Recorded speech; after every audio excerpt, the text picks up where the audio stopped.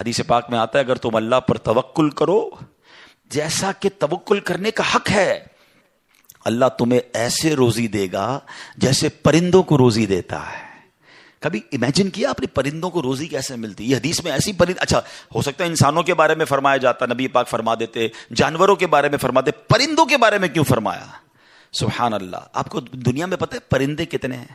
ایک کیلکولیشن کے مطابق اس دنیا میں جتنے جانور ہوتے ہیں نا وہ انسانوں کا ملٹیپلائی بائی 10 ہوتے ہیں، ٹھیک ہے؟ ہم 8 ارب ہیں تو وہ 80 ارب ہیں، ساری جانور، چوپائے اور جتنے بھی جانور ہیں، انسیکٹس بھی اس میں ملا لیں، لیکن فرمایا پرندے اس کا ملٹیپلائی بائی 10 ہوتے ہیں۔ اٹ مینس اس دنیا میں اپروکسیمیٹلی 800 ارب پرندے ہیں، ٹھیک ہے؟ 800 ارب پرندے روز کہاں سے کھاتے ہیں؟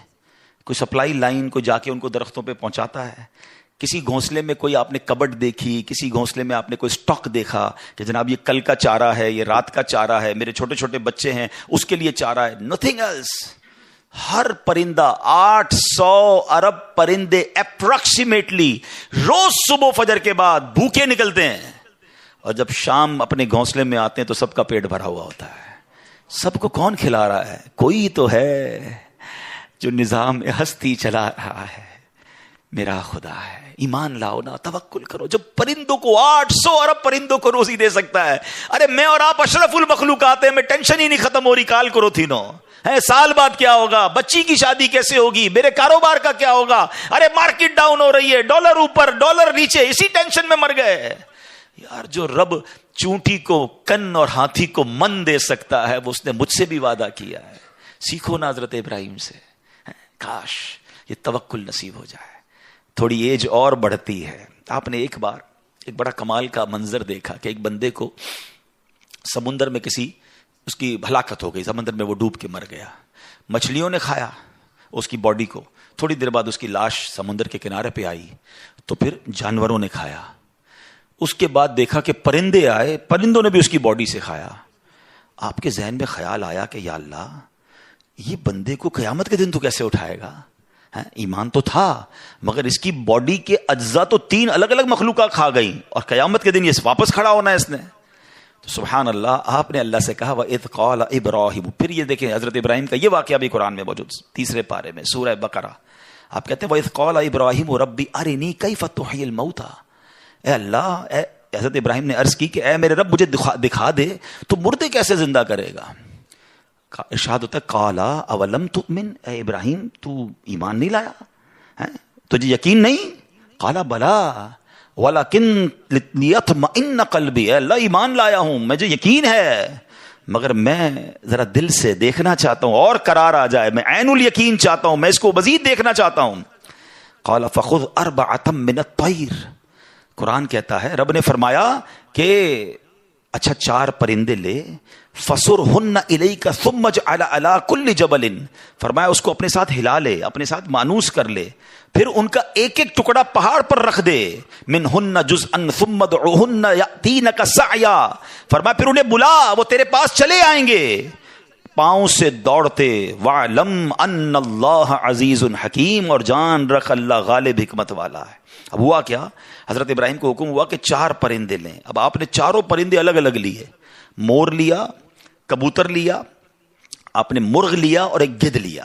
ان 4 کو اپنے ساتھ تھوڑا ٹائم رکھا تاکہ وہ آپ سے انسیت پالے، تاکہ 4 کے بارے میں کنفرم بھی ہو جائے کہ یہی 4 ہے، کوئی اور مکس نہ ہو جائے۔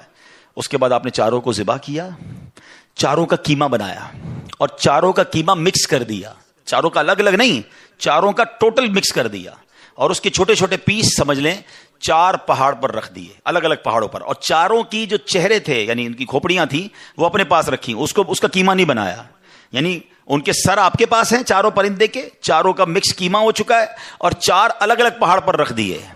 قرآن نے کیا کہا تو انہیں پکارو ہیں۔ اب یہ بھی ذرا میں آگے آ کے بتاؤں گا اس ایک خوبصورت آیت کے اس جز سے کیا سیکھنے کو مل رہا ہے۔ قرآن نے کیا کہا کہ انہیں پکارو، تو آپ نے کہا یا ایھا الدیک، اے مرغ، یا ایتھا الحمامہ، اے کبوتر، یا ایھا النسر، اے گدھ، یا ایھا الطاؤس، اے مور۔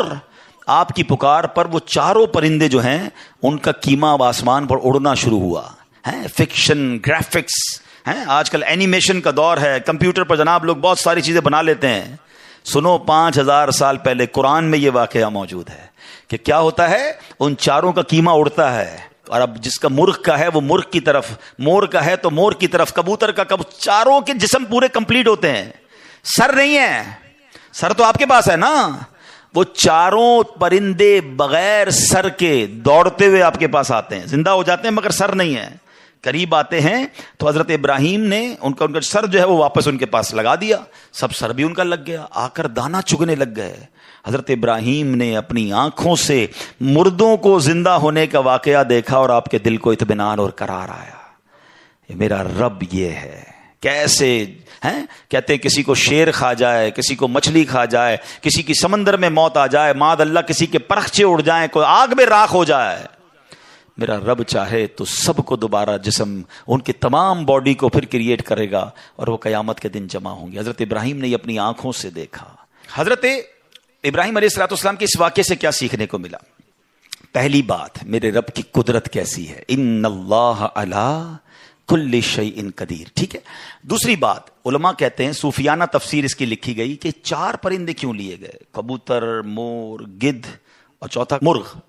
فرمایا ان چاروں کی نا ایک بری خصلت ہے، مرغ ہے اس کے اندر شہوت بہت ہے، جو کبوتر ہے اس کو اپنی اڑان پر بڑا ناز ہے، بڑا تکبر ہے، بہت اونچا اڑتا ہے۔ فرمایا گدھ جو ہے اس کا کیا پرابلم ہے، گدھ کے بارے میں فرمایا کہ وہ لالچی بہت ہے۔ اچھا، پھر اس کے بعد ایک اور پرندہ ہے مور، اس کو اپنی خوبصورتی پر بڑا ناز ہے، وہ خوبصورتی کی وجہ سے بڑا پراؤڈ فیل کرتا ہے۔ تو فرمایا یہ 4 بری عادتیں ہیں، اس کو ذبح کر کے یہ پیغام دیا گیا کہ اگر تم بھی اپنی اونچی اڑان، اپنے اونچے مرتبوں، اپنے اونچے مقام کا تکبر چھوڑ دو، اپنی خوبصورتی پر گھمنڈ کرنا چھوڑ دو، ہوس اور شہوت کے بعد اپنے آپ کو بچا لو، لالچ کر کے دنیا کے بال کے پیچھے بیڑا غرق اپنا نہ کرو۔